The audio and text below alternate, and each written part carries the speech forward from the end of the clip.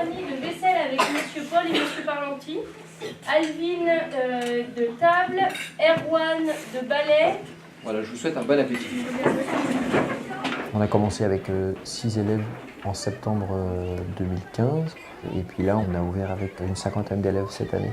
Donc on est très heureux de voir que le projet répond à un besoin du quartier.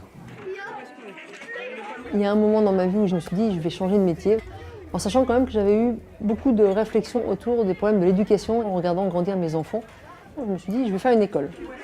J'en ai parlé à pas mal d'amis autour de moi qui avaient tous cette conscience aiguë que non seulement l'école n'apportait pas la nourriture nécessaire à nos enfants, mais en plus qu'elle était profondément inégalitaire. Et un jour, on a découvert un modèle qui répondait à nos attentes et qui nous a semblé très très performant.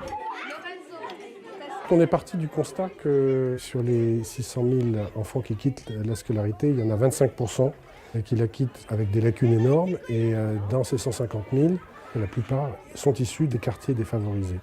Donc on s'est installé, à l'instar des autres écoles de la Fondation Espérance Banlieue, là où les enfants ont malheureusement le plus de chances d'être dans les statistiques de décrochage scolaire. Alors on arrête ce qu'on fait, on m'écoute. Vous mettez les assiettes en pile et vous attendez qu'un adulte vous dise pour aller en service. Comme nous ne sommes pas subventionnés par l'État, nous ne pouvons pas nous offrir d'aide de personnes qui viendraient pour la cantine, pour l'aide scolaire. Donc nous avons fait appel à des bénévoles qui viennent, donc 2 le midi, 5 le soir. Il y a un roulement. Moi je viens là parce que j'aime beaucoup le projet. Je trouve ça très touchant. Les enfants sont très attachants. Je suis vraiment admirative de ce que Nils et son équipe font. J'ai jamais vu ça. Tout ce respect qu'il y a entre les professeurs et les élèves. Franchement, moi je suis émerveillée. Si je pouvais mettre mes petits-enfants dans une école comme celle-ci, je serais ravie. Et en plus, je trouve que les enfants ont l'air tellement contents de venir travailler. D'abord, c'est vraiment une école à taille humaine.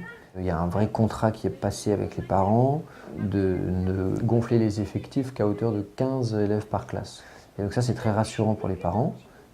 C'est aussi rassurant pour les professeurs parce que ça leur permet d'assurer un suivi personnalisé qu'ils ne pourraient pas assurer avec plus. Maria. Et la profession principale, c'est le soleil brille. Et effectivement, très bien. Les professeurs sont recrutés pour leur qualité d'instituteurs, mais aussi pour leur qualité d'éducateurs. Et ils font un gros travail avec les familles auprès de l'enfant. C'est le roi de Crète. Par exemple, samedi dernier, on a organisé une conférence sur l'impact des écrans sur le cerveau des enfants. On a fait venir une personne spécialiste et vraiment toutes les familles ont signé au début d'année un engagement pour participer à ces conférences-là. Le seul critère de sélection au sein de nos écoles, ce n'est pas le critère de la situation sociale ou culturelle ou ethnique ou religieuse, etc.